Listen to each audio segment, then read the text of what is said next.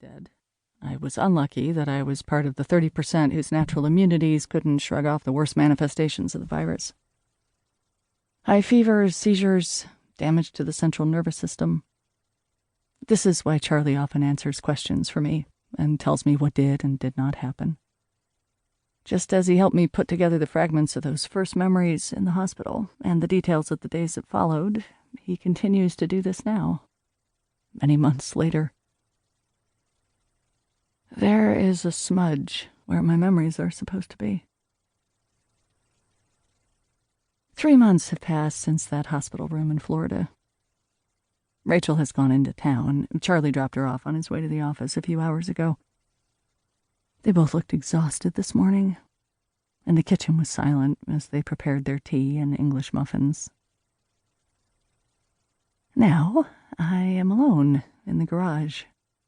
Rachel is gone, but she has left me these neat piles of my life, unpacked from boxes and arranged in careful stacks on the garage floor.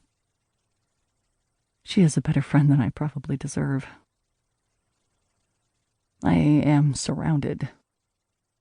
There are labels: work, childhood, NY office, grad school, our house, India, new projects. When I look out my front window, this is what I see. Every day I take a picture to help me remember and keep track of reality.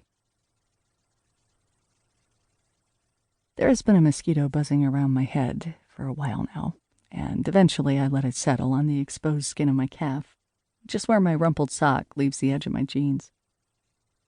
It is too late in the year for the insect still to be alive, and I am impressed by its will. I watch it land and poke its little snout along my bumpy skin. Such a small creature, and such a gentle pressure in the slightest sting. How can something so tiny take away so much?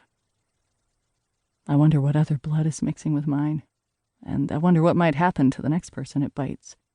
Rationally, I know I'm not contagious. But there are times when I think my loopiness and my emptiness might infect other people. I let the mosquito think it's safe. I let it have its snack. But I feel the anger building inside me. I am stealthy, and then I strike. My palm comes down hard on its little head, and my blood and the blood of whoever or whatever was bitten before me splatters in a very tiny puddle on my leg. I flick the mosquito off me and rub away the blood with the edge of my sweater. I return to the piles around me. I'm finding it easy to drift through the stacks of the distant past. My memories open up like old home movies. I see my mother alive again. I can almost imagine her sitting here with me, going through the old photos, confirming my past. My mother, young, smelling of jasmine and talcum powder. The streets of my old town extend from my memory. I walk home from school along Woodsgate Road, and as I turn the corner toward our house, I see Ralph and Patsy in the window, their little heads bobbing from the force of their tails wagging. Their breath fogs up the window, and I wave to them. My mother will be in the TV room watching Days of Our Lives with her anatomy book spread out over the table. She will have given up studying for the day.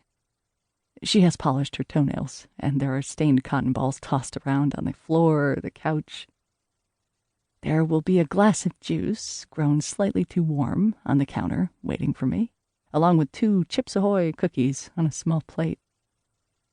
Next to my snack, chicken or veal will be defrosting on a platter, assuming it's not pizza night. My father will come home 3 hours from now. I will kick the soccer ball around in the backyard with my neighbor Jenny, or I will do math problems on my yellow plastic desk. My mother will put on a Jim Croce album, or Cat Stevens or Joan Baez, and she will hum along to it, or talk on the phone, or start pounding the chicken with a rolling pin, and sometimes all 3 at once. I am a messy kid, and I have a clumsily made bed with a rainbow comforter. I give my stuffed animals turns on the bed. They are in constant rotation for the prime spot on my green pillows. I am methodical, in my fairness. I have never played with dolls, but I am convinced.